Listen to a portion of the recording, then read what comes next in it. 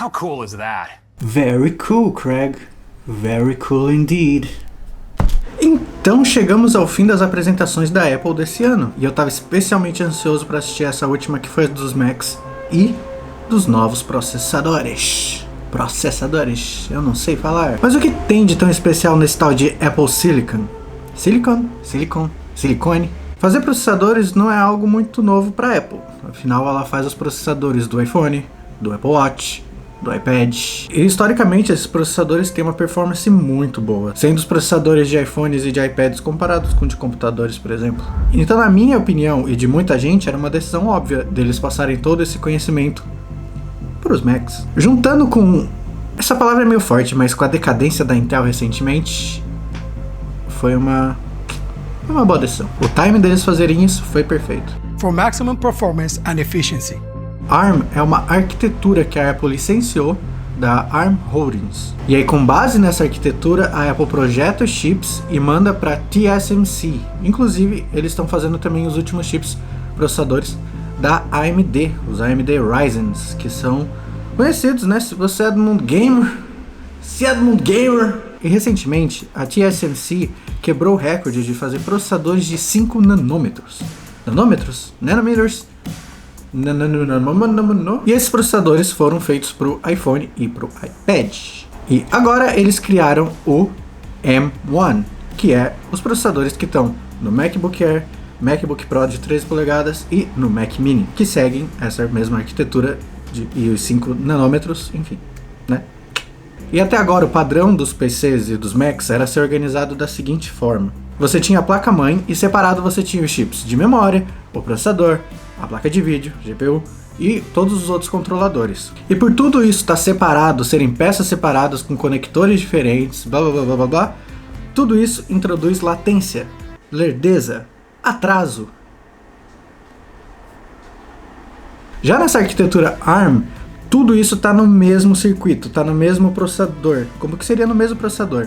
Então, dentro desse chip você já tem a RAM, você já tem a placa de vídeo, todos os outros controladores, então fica tudo mais integrado e tudo funcionando melhor e tudo bem mais rápido. E economizando bem mais energia, ou seja, produzindo bem menos calor. Ou seja, não tem tanto aquele famoso thermal throttling, que é quando o computador, ou seja o que for, diminui a velocidade do processador para economizar energia e para fazer com que não esquente tanto. Então todos esses componentes vão ser melhor administrados, vai poder separar certinho quanto de RAM vai para GPU em tal processo, quanto da GPU vai ser utilizado e quanto da CPU, enfim, tudo vai funcionar melhor. E também, justamente por essa arquitetura já ser utilizada nos iPhones e nos iPads, é possível rodar no Mac esses aplicativos normais. Antes, se você fosse ter uma versão de computador e de celular de um mesmo programa, você, né, teria que ter essas duas versões, teria que programar para essas duas versões. Agora você só precisa programar para uma, já que tanto o celular quanto o computador vão compartilhar da mesma arquitetura. E para outros programas que ainda não estão otimizados, a Apple trouxe de volta a Rosetta 2, que é basicamente o Google Tradutor dos aplicativos, e que tem mostrado uma performance maior rodando os aplicativos por ela do que nos outros sistemas da Intel, por exemplo. Thanks to Metal and M1, some of the most graphically demanding apps actually perform better under Rosetta than they did running natively on previous Macs with integrated graphics. It's really incredible.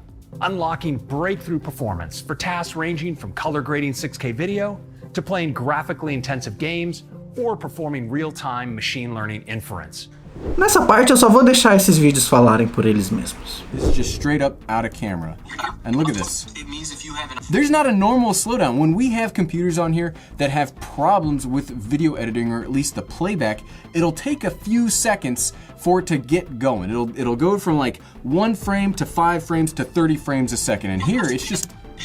Yes, it means if you... Look at this. Look at the tracking. This is tracking in 4K RAW.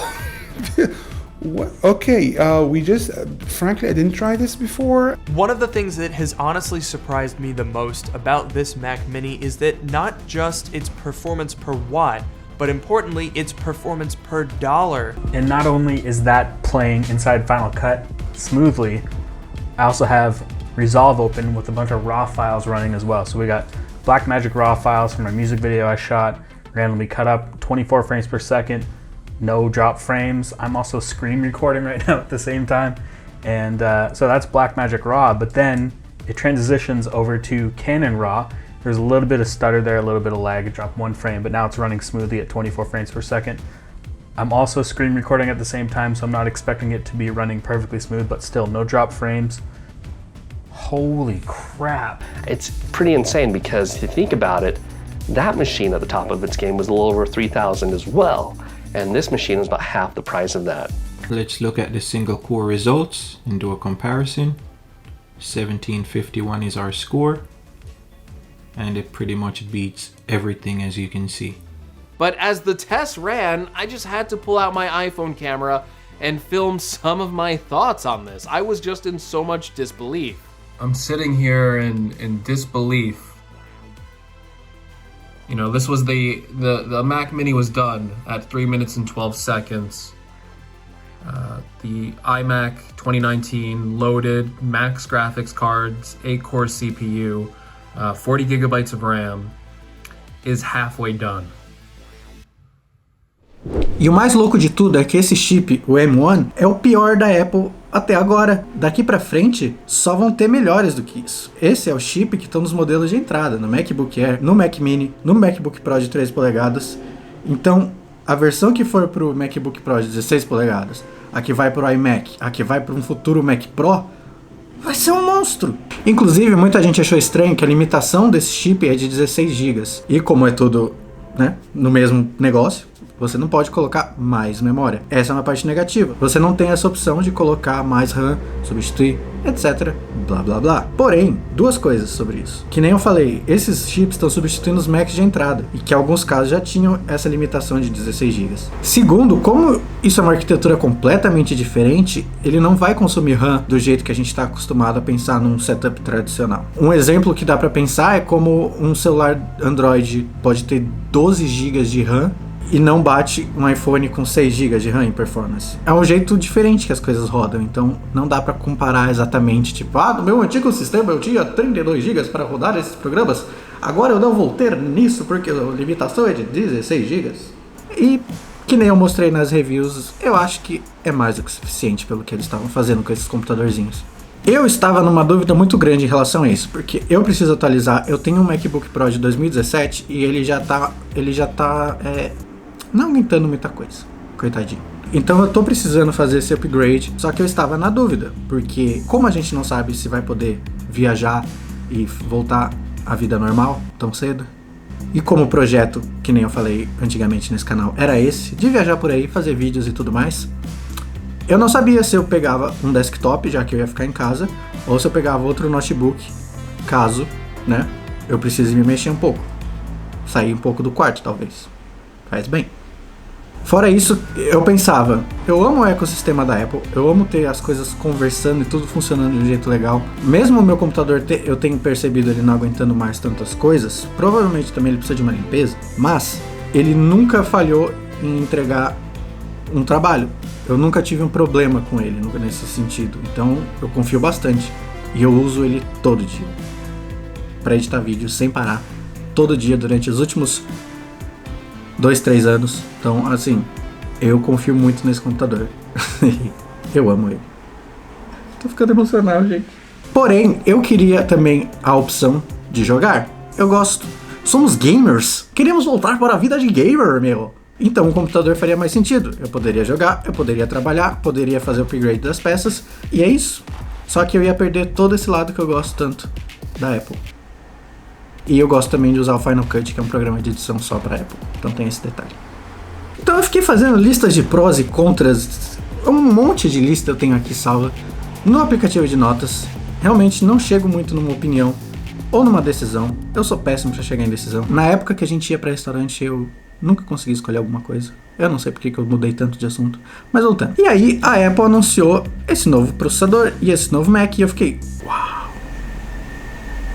Talvez eu até consiga fazer um upgrade esse ano. Achei que eu não ia conseguir. E eu fiquei muito feliz. E eu achei que esse chip, justamente por ser tão econômico em termos de energia e dá tanta performance que ele iria para um Mac Air, talvez, alguma coisa assim. Então eu fiquei muito surpreso quando eles anunciaram para o Mac Mini, que é uma opção muito legal, que eu vou ter praticamente um mini desktop, né?